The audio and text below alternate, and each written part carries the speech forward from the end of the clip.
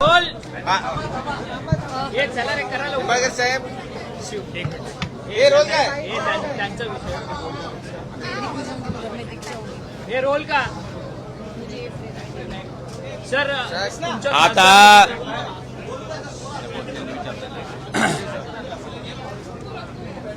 मला वाटतंय मुंबईत ख्या वृत्तवाहिनीवर खासदार निधी मिळालेल्या बाबतीत त्या ठिकाणी आलंय. त्याच्यात माझ्या मतदारसंघामध्ये 18 कोटी रुपये खासदार निधी प्राप्त झालाय. त्याच्यात मी 130 कामं प्रस्तावित केलीत. त्याच्यापैकी 21 कामं पूर्ण झालीत आणि त्याचा निधी वितरित झालाय. बाकीची कामं प्रगतीपथावर आहेत. तर मला खासदार निधीच्या बाबतीत लोकांच्या मनात जो संभ्रम होतोय त्याच्या बाबतीत मला सांगायचंय की मी 2019 ते 24 खासदार होतो. 2019 ते 24 मध्ये त्या ठिकाणी खासदार निधीला खर्च करायची मर्यादा किंवा मुदत ही 5 वर्षाची असते. मग तुम्ही कुठल्याही निधीचं मूल्यमापन करत असताना त्या निधीला मुदत किती वर्षाची आहे ते बघून मुदत संपल्याच्या नंतर त्या खासदाराचा खासदार निधी जर शिल्लक राहिला तर निश्चितपणे त्या खासदाराचं अपयश आहे. मुद्दा क्रमांक 2, 5 वर्षात ओमराजेला 19 ते 24 जो खासदार निधी मिळाला त्या खासदार निधीमधला 1 पैसाही माझा अखर्चित राहिलेला नाही. तुम्ही ही माहिती एमपी लॅडवरनं काढू शकता. आता मुद्दा 3, माझ्या लोकसभा कार्यक्षेत्रामध्ये येणाऱ्या बूथची संख्या ही साधारणतः 2475 पर्यंत आहे. 2475. मला 5 वर्षात खासदार निधी एका वर्षाला 5 कोटी रुपये मिळतो. 5 वर्षाचा किती झाला? 25 कोटी.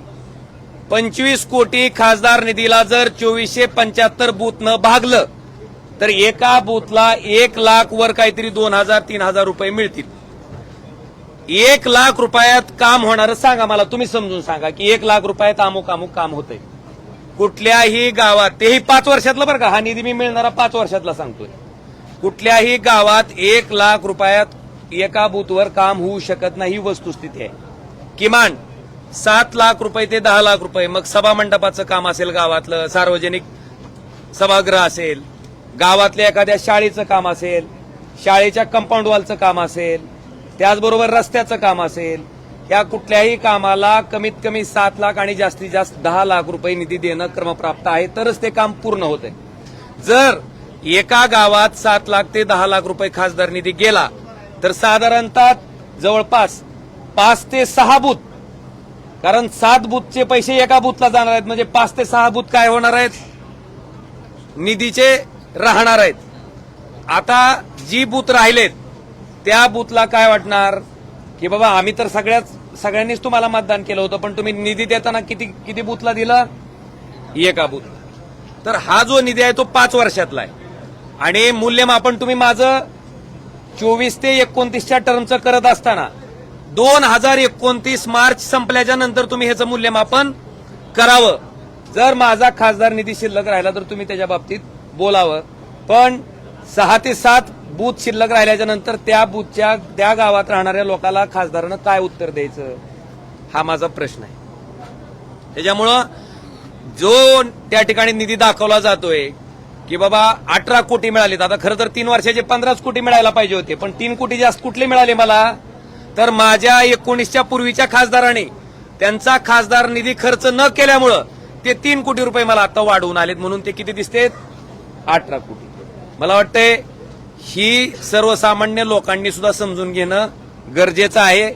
आणि शेवटी आम्ही लोकप्रतिनिधी म्हणून काम करत असताना गावातल्या प्रत्येक माणसाचं अपेक्षा आमच्याकडनं असते किंवा खासदारांनी आमच्या गावात कुठलं एक ना एक तरी काम करावं, आणि ती त्याची मागणी ही माफक आहे, ती पूर्ण केली पाहिजे. काल मला असाही प्रश्न विचारण्यात आला की ज्यावेळेस काँग्रेस राष्ट्रवादीचं सरकार होतं त्यावेळेसच्या कुठल्या आमदारांना असं म्हणलं नाही की मला विकास करायचा आहे म्हणून किंवा मला लोकांची कामं करायची म्हणून मला सत्तेत जावं लागतं. मी 2009ला पण आमदार होतो. 2009ला मी आमदार असताना काँग्रेस राष्ट्रवादीचं ज्यावेळेस कधी सरकार होतं त्यावेळेस किमान 40% विकास निधी त्या विरोधी पक्षाचा जरी आमदार असला तरी त्याला दिला जात होता. मला वाटतं आताची जर परिस्थिती आपण बघितली तर आकडेवारी काढल्याच्या नंतर तोही विकास निधी आपल्याला लक्षात येईल. खासदार निधी ठीक आहे, पण बाकीचा जो विकास निधी आहे, जिल्हा नियोजन समितीचा असेल, आपले विविध शासनाचे हेड असतील, त्याचा मिळणारा निधी सुद्धा विरोधी आमदाराचा, विरोधी खासदाराचा जर आपण काढला तर मला वाटतंय ह्या प्रश्नाचं उत्तर त्या ठिकाणी आपल्या सगळ्याला आपसूक मिळेल. आणि सगळ्यात महत्वाचं, आम्ही शेवटी मतदारसंघातल्या सर्वसामान्य माणसाशी देणं लागतोय. मी माझ्या आयुष्यातला पूर्ण वेळ मतदारसंघातील सामान्य माणसासाठी दिलाय आणि त्या सामान्य माणसाला सुद्धा जर आपण विचारलं की बाबा ओमराजे खासदार म्हणून काम करत असताना तुमची कुठलीही अडचण आली तर ओमराजे तुम्हाला उपलब्ध होता का? तुमच्या अडचणीच्या काळात ओमराजे उपलब्ध होता का? तुमच्या समस्येच्या काळात ओमराजे उपलब्ध होता का? मला वाटतं ह्या प्रश्नाचं सुद्धा उकल तुम्ही करणं गरजेचं आहे. आम्ही काम करत नसू, आम्हाला त्या ठिकाणी काहीच केलं नसेल आणि जर आम्हाला नाही लोकांनी रिझल्ट दिला तर आम्ही निश्चितपणे मान्य करू. मी स्थानिक स्वराज्य संस्थेचं सुद्धा बोललो. मी अजून परत त्याचं तुम्हाला परत रिपिटेशन करतो. जिल्हा परिषद, पंचायत समिती आणि नगरपालिका ह्या तिन्ही निवडणुकामध्ये आमचे निष्ठावंत कार्यकर्ते जे माझ्यासारखेच 24 तास लोकांसाठी काम करणार आहेत, मी अनेक लोकांचं नाव या ठिकाणी घेऊ शकतो. हे नगराध्यक्ष पदासाठी, नगरसेवक पदासाठी, जिल्हा परिषद सदस्य पदासाठी, पंचायत समितीसाठी निवडणूक लढवत होते. असं असताना सुद्धा पूर्ण धाराशिव लोकसभा मतदारसंघामध्ये त्या ठिकाणी आमच्या सदस्यांना अतिशय दारुण पराभव स्वीकारावा लागला. मग आमची लोक त्यावेळेस निवडणूक लढवत होते, ही निष्ठावंतच होती, मशाल या चिन्हावरच निवडणूक लढवत होते. मग आमच्या लोकांना 3 नंबर 2 नंबर, धाराशिवचं उदाहरण सोमनाथ गुरव नाव, तुम्ही वाटल्यास धाराशिवला जावा. सोमनाथ गुरव नावाचा जो नगराध्यक्ष पदासाठी उमेदवार होता तो 2 टर्मचा नगरसेवक आहे. त्याचं काम विचारा लोकांना. जर लोक म्हटले की नाही नालायक माणूस होता, काही कामाचा नव्हता म्हणून पाडला, मान्य करीन. पण लोक जर म्हणले की हा काम करत होता, 24 तास लोकांसाठी देत होता आणि तरी सुद्धा त्याचा पराभव झाला, तर निश्चित तुम्ही, मला वाटतंय की मी सुद्धा जनतेला प्रश्न विचारणं गरजेचं आहे की बाबा ह्या कार्यकर्त्यांचा का पराभव झाला. मला त्याच्या पाठीमागचं एवढंच उत्तर मिळतंय की तुमच्याकडे सत्ता नाही, मग तुमच्याकडे स्थानिक स्वराज्य संस्था दिली तर तुम्ही कसं काम करणार. मला वाटतं हा प्रश्न त्या माणसाच्या मनात पडला असेल म्हणून मी असेल, आमचे आमदार असतील, आमचे कार्यकर्ते असतील, ह्यांनी पूर्ण वेळ सामान्य माणसासाठी काम करून सुद्धा त्यांना स्थानिक स्वराज्य संस्थांमध्ये अख्ख्या लोकसभा कार्यक्षेत्रामध्ये एकही पंचायत समिती आमच्या विचाराची निवडून आली नाही, एकही नगरपालिका त्या ठिकाणी आमची निवडून आलेली नाही आणि जिल्हा परिषदला तर अतिशय वाताहत त्या ठिकाणी आमच्या उभा राहिलेल्या निष्ठावंत कार्यकर्त्याची झाली.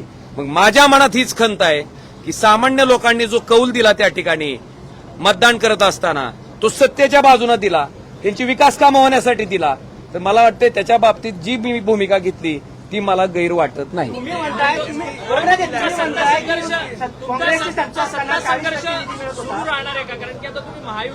माझा आयुष्यातलं राजकारणात येण्याचं कारण मी कधीही लपवून ठेवलेलं नाही, मी कधीही झाकून ठेवलेलं नाही आणि माझ्या मतदारसंघामध्ये जे मी बोललोय त्या मुद्द्यावर मी ठाम आहे की माणूस कुठल्या का पार्टीना असना, पण ज्याचा विचार नीच आहे, ज्यानं नीच कृत्य केलंय, अशा माणसाला माझा कायम विरोध असणार आहे आणि तो विरोध तुम्हाला इथून पुढच्या कालखंडामध्ये सुद्धा कायमस्वरूपी दिसत राहील. मी शपथ घेऊनच उतरलो होतो की अशा नालायक लोकांचं राजकारण संपवल्याशिवाय मी शांत बसणार नाही. त्या शक्तीशी मी प्रामाणिक आहे. आपल्या माहितीसाठी ती जेव्हा भारतीय जनता पार्टीत आलं त्यावेळेस सुद्धा ओमराजे शिवसेनेत होता, पण ओमराजेनं त्याला विरोध केलाय, ही रेकॉर्डवर आहे आणि इथून पुढच्या कालखंडामध्ये सुद्धा अशा वृत्तीच्या लोकांना विरोधच राहणार.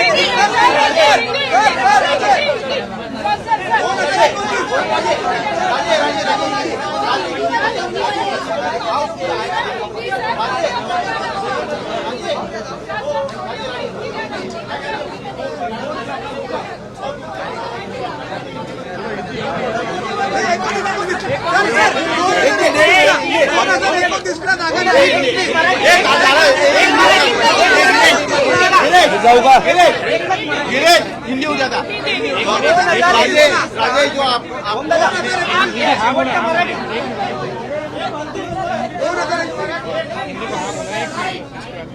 आपके कुछ इलेक्ट्रॉनिक मीडिया के माध्यम से मुझे सांसद बनने के बाद वहां पे जो मेरे चुनाव क्षेत्र के विकास के लिए जो निधि आवंटित होता है उसके बारे में आंकड़े दिए गए हैं। मैं इसके बारे में स्पष्ट करना चाहता हूं कि एक सांसद को एक साल में उसके चुनाव क्षेत्र के विकास के लिए 5 करोड़ रुपए आवंटित किए जाते हैं। 5 साल का अगर आप हिसाब देखेंगे तो 25 करोड़ रुपए एक सांसद को एक टर्म में 5 साल में मिलते हैं और आवंटित निधि को खर्च करने के लिए एक सांसद को 5 साल का समय रहता है। मुझे लगता है एमपी लैड फंड का जो कुछ मूल्यमापन आप कर रहे हैं वो 5 साल खत्म होने के बाद आपने करना चाहिए, क्योंकि उसका लिमिट जो है खर्च करने का वो 5 साल है। आप अगर उदाहरण के तौर पर देखेंगे तो 2019 से 2024 तक मैं सांसद था। इन 5 सालों में मुझे जो निधि आवंटित हुआ मेरे चुनाव क्षेत्र के विकास के लिए वो पूरा का पूरा निधि मैंने 100% खर्च किया हुआ है। अभी मेरा दूसरा टर्म चल रहा है, उसमें 24 से 29 तक जो निधि मुझे मिलेगा वो पूरा का पूरा 29 के बाद अगर एक पैसा भी बचता है तो उसके लिए मैं बिल्कुल जिम्मेवार हूं। दूसरी बात, जो बताया जाता है कि बाबा 5 करोड़ रुपए यानी 5 साल के 25 करोड़ रुपए में चुनाव क्षेत्र में मेरे वार्ड कितने हैं, तो 2475 मेरे चुनाव क्षेत्र में वार्ड है और उन सारे वार्डों ने मुझे वोट डाला है। तो 25 करोड़ को अगर आप 2475 चुनाव क्षेत्र के वार्ड से अगर आप डिवाइड करेंगे तो हर एक वार्ड में 1 लाख रुपए और उससे आगे 2000 रुपए, 1 लाख 2000 रुपए या 3000 रुपए कुछ तो हिसाब आएगा। 1 लाख रुपए में एक वार्ड में क्या काम कर सकते हैं हम? कुछ भी नहीं हो सकता। 1 लाख रुपए में कुछ काम नहीं हो सकता। कम से कम 7 लाख रुपए से 10 लाख रुपए तक अगर कोई सभागृह देना होगा, कोई रास्ता करना होगा, स्कूल के लिए इमारत एक जो उसकी वर्ग खोली होती है वो देनी होगी, तो उसके लिए कम से कम 7 लाख रुपए से 10 लाख रुपए तो निधि आवंटित करना जरूरी है। इस काम को अगर एक वार्ड में हम निधि ये 7 लाख रुपए से 10 लाख रुपए देंगे तो मुझे लगता है लगभग 6 से 7 प्रभाग 6 जो वार्ड है वो निधि से वंचित रहेंगे और वहां के लोगों को ऐसा लगेगा कि बाबा एक ही वार्ड में आपने निधि आपका दिया है, 6 वार्ड को आपने निधि दिया नहीं है, तो उनको भी अन्याय की भावना उनके मन में भी आएगी। इस कसौटी की सीढ़ी पे हम चलते हैं। तो मेरा कहना इतना ही है कि ये हमारे सामने आने वाली दिक्कतें हैं। मुझे लगता है कि उसका स्पेकुलेशन दूसरा करना और उसमें बताना कि बाबा इतना निधि 18 करोड़ रुपए मिले हैं तो सांसद क्यों चिल्ला रहे हैं कि उनको जो काम करने हैं उसके लिए निधि नहीं मिलता। उस निधि का हिसाब मैंने आपके सामने रखना जरूरी समझा, इसके लिए ये हिसाब मैंने आपके सामने रखा है। और मेरा मूल्यमापन आप 19 से 24 का जो मेरा निधि मिला है मुझे एमपी लैड का, अगर उसमें से 1 पैसा भी बचा होगा तो उसके लिए मैं जिम्मेवार हूं। मेरा 1 पैसा भी बचा हुआ नहीं है।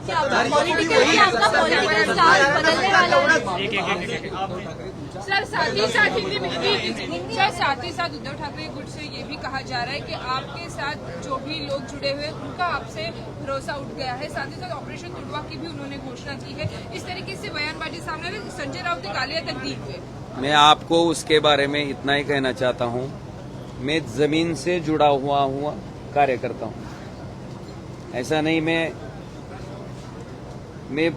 पूरा मेरा जितना समय मिलता है, मेरा कुछ व्यवसाय भी नहीं है, ना मेरे कुछ शुगर फैक्ट्री है, मेरी कोई शैक्षणिक इंस्टीट्यूट है, और मेरा पूरा का पूरा समय जो मेरे चुनाव क्षेत्र के लोग हैं, जो एकदम आखिर का तबका है, उनसे मैं डायरेक्टली जुड़ा हुआ हूं। उनके लिए मैं काम करता हूं और मेरा काम प्रामाणिक है, मैं उनके लिए करता हूं, ये विश्वास उन लोगों के मन में भी है। और उसके बारे में मैं इतना ही बताना चाहता हूं कि मैं अगर लोगों के लिए समय दे रहा हूं, अगर एक भी मेरे चुनाव क्षेत्र के किसी आदमी की कंप्लेंट होगी कि हमारा सांसद हमारा फोन नहीं उठाता, हमें कुछ समस्या आती है तो उसको हल करने के लिए हमारा सांसद आगे नहीं आता, हमारा सांसद अगर लोकसभा में बैठा तो हमारे मुद्दे नहीं उठाता, ऐसा एक भी अगर कंप्लेंट किसी ने की तो उसके लिए मैं जिम्मेवारी लेने के लिए तैयार हूं। मैं पूरे ईमानदारी से उनके लिए काम करता हूं और मैं इतना ही कहना चाहता हूं कि मुझे इसका गुरूर नहीं है, मैं काम करता हूं, इसके लिए मैं बोलता हूं। और हमारे लोकशाही में लोक प्रतिनिधि का कर्तव्य है कि उनके लिए जो जिम्मेवारी है वो निभाना है। वो निभाने में मैं कहीं भी कुछ भी कमी मेरे तरफ से नहीं है। और मुझे लगता है निश्चित तौर पर कुछ लोगों को मेरे ऊपर प्यार है, एकदम कनेक्ट हो, उनको ऐसा नहीं लगता कि ये सांसद है, उनको लगता है कि मेरे घर परिवार का कोई तो आदमी है। तो उसके कारण कुछ लोगों को मेरे ऊपर इंस्टेंट रिएक्शन जो रहती है वो आई है। मैं उसके बारे में कभी झुठलाता नहीं। और आपको एक बात बताना चाहता हूं, मेरा कमेंट सेक्शन अभी तक बंद नहीं हुआ है, मैं सुन रहा हूं, जो कुछ बोल रहे हैं मैं सुन रहा हूं, मैं सारे फोन भी ले रहा हूं, उनसे बात कर रहा हूं मैं कि ये निर्णय के लिए मुझे किस मजबूरी में आना पड़ा, किस लिए मैं आया हूं, ये भी बात उनको समझा रहा हूं। और मैं इतनी ही बात कहना चाहता हूं कि ये सारे बातें बनाने के बाद उनको भी मेरी बात समझ में आ रही है। मैंने जो निर्णय लिया हुआ है, मैंने मेरे चुनाव क्षेत्र में जाकर लोगों से बात करके मैंने ये निर्णय लिया हुआ है। कुछ लोगों को दिक्कत है तो बिल्कुल उनके पास मैं जाऊंगा, मैं उनके लिए आंसरेबल हूं, उनको मेरी दिक्कतें बताऊंगा, मैंने क्यों ये निर्णय लिया है इसके बारे में उनको अवगत करूंगा। और मेरा जो काम है वो जितने स्पीड से मैं पहले काम कर रहा था उतने ही स्पीड से मैं काम करूंगा। और अगर सत्ता का साथ, सरकार का साथ दोनों मुझे मिलता है तो मैं और अच्छी तरीके से काम मेरे चुनाव क्षेत्र में कर पाऊंगा। और मैं आपको एक ही बात बताना चाहता हूं, मैं बात करने से ज्यादा मैं आगे के 6-7 माह में उसका रिजल्ट लोगों के सामने रखूंगा। मुझे लगता है वो रिजल्ट देखने के बाद लोग भी मेरे निर्णय के पक्ष में आ जाएंगे। सजा दिलाने की बात की थी और इस मुद्दे को काफी उठाया था, क्या लगता है सत्ता निश्चित तौर पर मेरा राजनीति में आने का मकसद सिर्फ वही है। जिस प्रकार से मेरे पिताजी और उनके जो ड्राइवर थे समतका जी, उनकी घिनौनी तरीके से जो हत्या की गई थी, जिस कारण से की गई थी, वह कारण उनके पॉलिटिकल अपोनेंट का इस जन्म में पूरा नहीं होने देने का, इसके लिए मैं पॉलिटिक्स में आया था, इसके लिए मैं राजनीति में आया था। और उसके बाद मैंने कोर्ट की लंबी लड़ाई मेरे परिवार ने और मैंने लड़ी है, उसके लिए लगभग 20 साल गए हैं। जिसने ये हत्या करवाई थी वो होम मिनिस्टर रहने के कारण स्टेट की पुलिस इसमें अच्छे तरीके से इन्वेस्टिगेशन नहीं कर रही थी। इसके बारे में हमने माननीय उच्च न्यायालय मुंबई को अवगत किया, उनके सामने याचिका दी कि बाबा ये जो तपास है वो महाराष्ट्र पुलिस से निकालकर आप सीबीआई को वर्ग कीजिए। इसके बाद माननीय उच्च न्यायालय के आदेश के ऊपर मुझे लगता है महाराष्ट्र की पुलिस तपास में कुताही बरत रही है। ये सामने आने के बाद ही माननीय उच्च न्यायालय ने ये जो इन्वेस्टिगेशन है वो सीबीआई के पास भेज दिया गया। इसमें 3 साल गए और 20 साल 16 दिन की लड़ाई के बाद जो निर्णय माननीय कोर्ट ने दिया उसमें मुझे एक बात का सिर्फ बहुत कि मैं मेरे परिवार को, मेरे बारे में अगर मेरा न्याय नहीं हो सकता, कोर्ट बता रहा है, कोर्ट कहता है कि इनमें पॉलिटिकल इनिमिटी थी, कोर्ट बता रहा है कि मारने का उद्देश्य भी था, लेकिन महाराष्ट्र के पुलिस ने जो इन्वेस्टिगेशन किया है उसके बुनियाद के आधार पर अगर उनको छोड़ा जा रहा है, अगर सारे लोग निर्दोष है तो फिर यह हत्या की किसने? ये सवाल मेरा न्यायपालिका के सामने है। और मैं इसके बारे में माननीय मुख्यमंत्री देवेंद्र जी फडणवीस साहब, माननीय उप मुख्यमंत्री एकनाथ जी शिंदे साहब और हमारे देश के गृह मंत्री अमित शाह जी को, उन्होंने मुझे ये आश्वस्त किया है कि इसके बारे में सीबीआई हाई कोर्ट में जाएंगी और इस फैसले के खिलाफ अपील करेंगी। मैं हाई कोर्ट में जाने के बाद इस फैसले का मुझे न्याय मिलने का इंतजार कर रहा हूं और मुझे लगता है पवन राजेश साहब का लड़का होने के नाते मेरे परिवार को न्याय देना मेरा पहला मकसद है। मैं उसकी राह देख रहा हूं, न्याय की गुहार में हूं और अपेक्षा यही है कि मेरे साथ माननीय उच्च न्यायालय तो न्याय करे। ठीक है, इस पूरे मामले में जिस तरीके से कोर्ट का जजमेंट सामने आया है, सारे मुजरिम जो थे उनको रिहा कर दिया गया है, आपकी इस बारे में पक्षश्रेष्ठी से बात हुई? मैं आपको ही बात पूछना चाहता हूं कि अगर सारे निर्दोष है तो फिर ये हत्या की किसने? मेरा सवाल है। और 20 साल में जो आरोपी 14 साल 15 साल जेल में थे, कुछ 2 साल, कुछ 4 साल, कुछ 6 महीने, अगर इसमें कुछ था ही नहीं तो इतने साल ये आरोपी जेल में क्यों थे? आप लोग अभी सर हाईकोर्ट ऑफ भी आरोप किया जा रहा है। संजय राउत भी बोले कि सभी सांसद गद्दार हैं, सभी ने 50-50 करोड़ रुपए लिए हैं, आप शांत बैठो। आप मेरे चुनाव क्षेत्र में अगर जाकर किसी से पूछेंगे, किसी से भी पूछेंगे, तुम्ही माझ्या मतदारसंघात जाऊन कुणाला जरी विचारलं 2022ला ज्यावेळी शिवसेना फुटली, मग आम्ही जर पैशाच्या हव्यासी असतो, आम्ही जर सत्तेच्या हव्यासी असतो तर 22लाच फुटलो असतो ना। 4 वर्ष वाट बघितली असती का? 4 वर्ष तुम्ही म्हणताय की पैशासाठी, मग 4 वर्ष आम्ही आमचं नुकसान करून घेतलं असतं का? मी कसा माणूस आहे माझ्या मतदारसंघातील लोक जाणते, त्यांना मी कशा पद्धतीनं काम करतोय हेही माहिती आहे आणि आपल्या समोर सांगतो की मी ज्या पद्धतीनं काम करतोय हे सामान्य माणसाला माहिती आहे। पैसे असेल, पद असेल, ह्या गोष्टी माझ्यासाठी अतिशय गौण आहेत। माझ्या पूर्ण जीवनात त्याला कधीही महत्वाचं स्थान नाहीये हे मी तुम्हाला आवर्जून सांगू इच्छितो। आणि राऊत साहेब असतील, मला त्यांच्याबद्दल बोलायचं ना, मी कायमस्वरूपी म्हणतोय की मी एक सामान्य कार्यकर्ता आहे।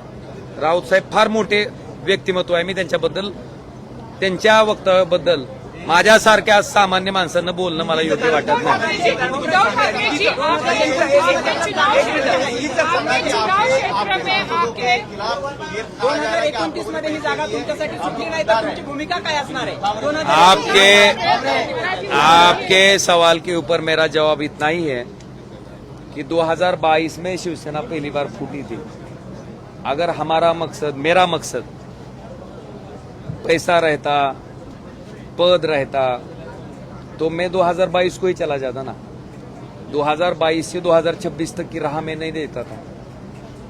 दूसरी बात, मेरे चुनाव क्षेत्र का जो मतदाता है, इसके बारे में मेरा आचरण रहा है, मेरा जो काम रहा है, इसके बारे में भली भांति उसको पता है मैं किस प्रकार काम करता हूं और मैं सामान्य आदमी के लिए काम कर रहा हूं। मेरे इसमें पैसा होगा, कोई पोजीशन होगी, ये कभी मेरे जीवन में प्राथमिकता नहीं रही है। मेरी प्राथमिकता जो मेरे चुनाव क्षेत्र के लोग हैं, उनको कोई दिक्कत आती है तो उसके लिए मेरी प्राथमिकता रही है और इसके बारे में मेरे चुनाव क्षेत्र के लोग अवगत है। तो मैं इतना ही कहना चाहता हूं कि मेरा आचरण पता है, तो मुझे इसके लिए स्पष्टीकरण देने की भी आवश्यकता नहीं लगती। चुनाव क्षेत्र में आके सभा लेने वाले, साथ ही साथ संजय दीना पाटिल के यहाँ पे भी उन्होंने सभा ली थी। 6 सांसदों का जो चुनाव क्षेत्र है वहाँ पे जाके उद्धव ठाकरे कुछ सभा लेने वाले हैं।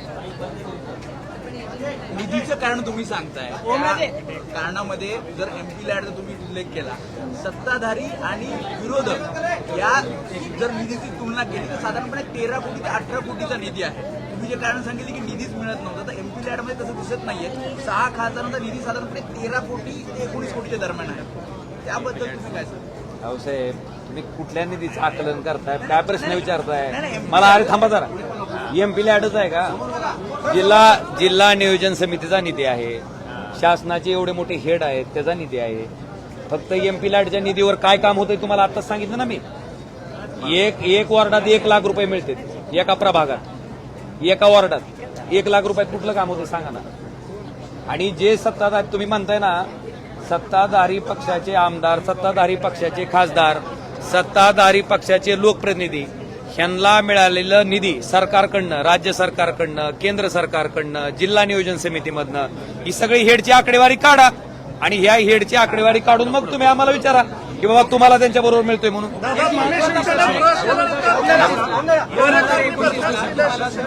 मला वाटतंय मी फक्त तुम्हाला निधीची आकडेवारी सांगण्यासाठी इथं येणार होतो, पण तुम्ही ऐका, मी सगळ्या गोष्टीबद्दल बोलण्यापेक्षा माझा विश्वास कामावर आहे.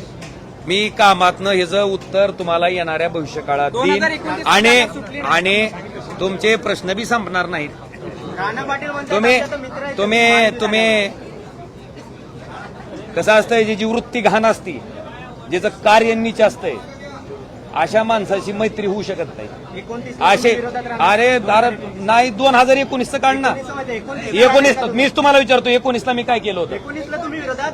अरे बाबा मीच विचारतोय की 2019ला भारतीय जनता पार्टी आणि शिवसेना एकत्र होते, तरी ओमराजेनं काय केलं होतं? काय केलं होतं ना तुम्ही सांगा मला. विरोध ओमराजेनं विरोधच केला होता आणि ओमराजे ह्या प्रवृत्तीला विरोधच करत राहणार.